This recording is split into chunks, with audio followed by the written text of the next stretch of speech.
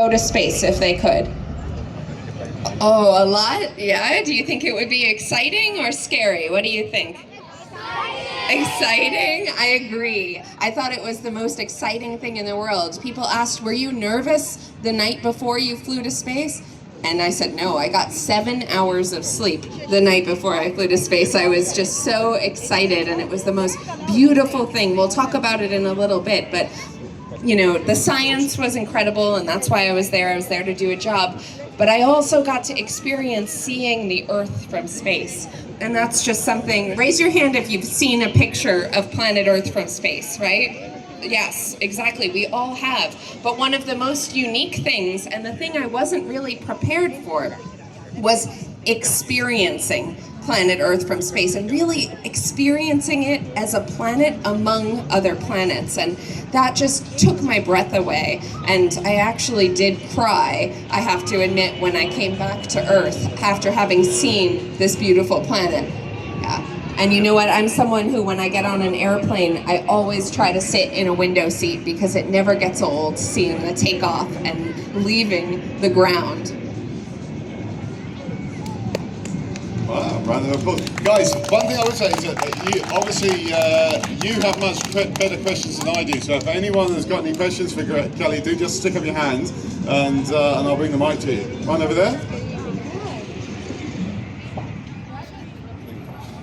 Boy behind you. Go next.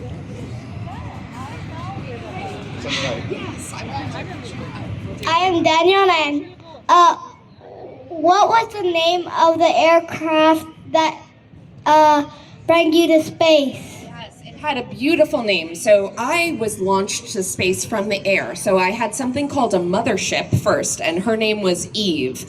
And the mothership is like, if you imagine 2 airplanes put together, wing to wing. It was super long, and her name was Eve. And then the spaceship sat in the belly of the mothership, and the spaceship's name was Unity.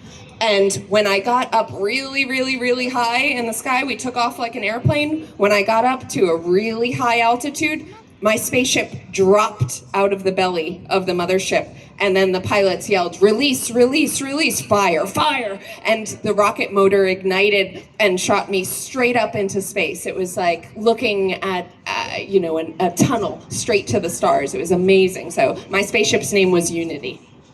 Isn't that cool? How hard is it to go to space?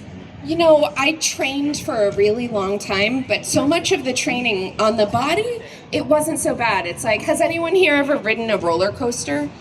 Has anyone been on a ride that goes fast? Okay, so if you can ride on a ride that goes fast, your body will be able to handle going to space. It's not that it was so physically hard for me. The part that took a lot of practice was learning how to move correctly in zero gravity, because when you're in space and you're floating, if you put something down, it's not there where you left it. It's suddenly 2 feet away floating. And so I had to practice doing science in space. And for me, that was the part that I practiced the most, is, learning how to do experiments on Earth, but then learning, and I practiced here.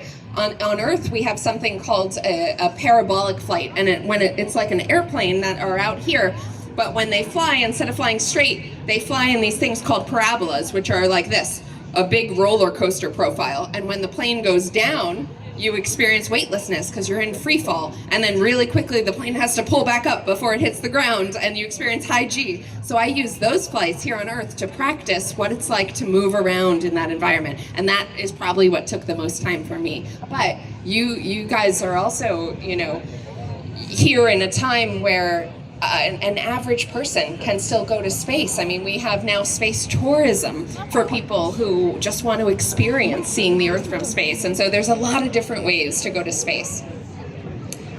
My name is Ezra. My question is, why, it isn't really related, but why is space exploration important? Oh, it's such a good question. It's one of my favorite questions, so thank you for asking.